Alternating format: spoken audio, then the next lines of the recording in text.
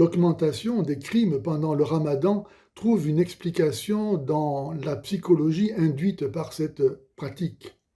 En effet, refuser de manger et de boire pour ne pas déplaire à une divinité inconnaissable, menaçant de ses châtiments éternels, a de quoi rendre inconsciemment jaloux de ceux qui ne se soumettent pas à ces contraintes aussi absurdes qu'inhumaines.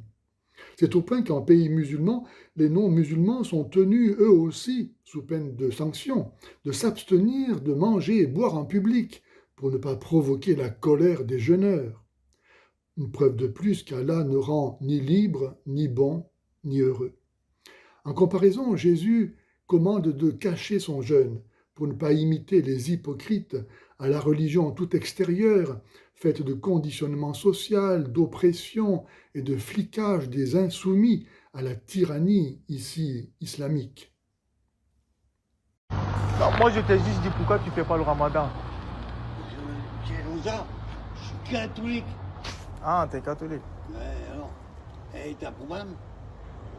Hein? T'as un problème? Non, il n'y a pas de problème pour ça. Je t'ai juste demandé parce que tu manges quoi. C'est pourquoi je te demande si tu faisais pas le ramadan. Non. Et t'en dis quoi pour le ramadan?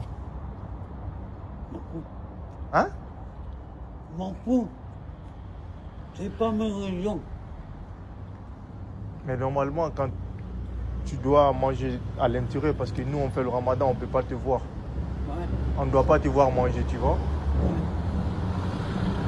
Merci. Tu vas aller manger à l'intérieur?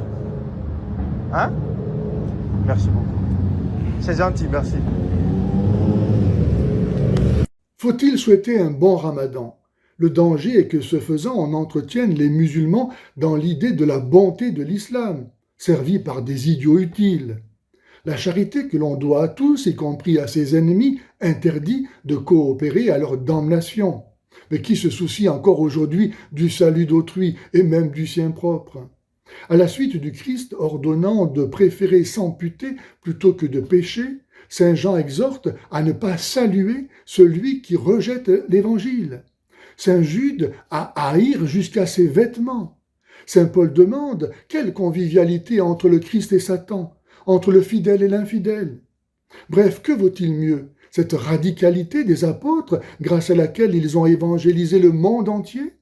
Ou bien la tolérance de l'Occident apostat et pervers qui lui vaut d'être aujourd'hui islamisé? Car qui peut venir après le Christ, sinon l'Antichrist?